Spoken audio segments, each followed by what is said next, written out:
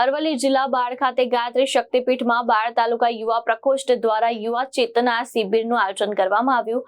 યુવાઓમાં જાગૃતિ, સંસ્કાર અને રાષ્ટ્ર નિર્માણની ભાવના વિકસે તે હેતુથી યોજાયેલી આ શિબિરમાં મોટી સંખ્યામાં યુવક યુવતીઓ જોડાયા હતા। ગાયત્રી શક્તિપીઠ બાળ ખાતે યોજાયેલી આ યુવા ચેતના શિબિરમાં આશરે 250 જેટલા યુવા ભાઈઓ બહેનોએ ઉત્સાહપૂર્વક ભાગ લીધો હતો। કાર્યક્રમમાં અરવલ્લી જિલ્લા સંયોજક મહેન્દ્રભાઈ પટેલ, ઉપઝોન સંયોજક જયેશભાઈ બારોટ તેમજ ગુજરાત યુવા પ્રકોષ્ઠના પ્રભારી કિરીટભાઈ સોની સહિતના આગેવાનો ઉપસ્થિત રહ્યા હતા।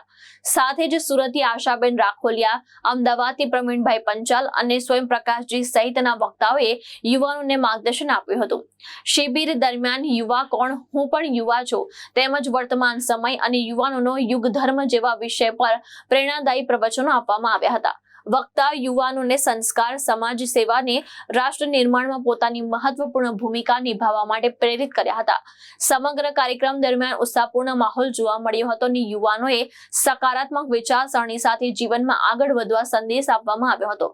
શિબિર દરમિયાન ઉપસ્થિત તમામ યુવાનો માટે ચા, નાસ્તા અને ભોજન પ્રસાદની પણ વ્યવસ્થા કરવામાં આવી હતી।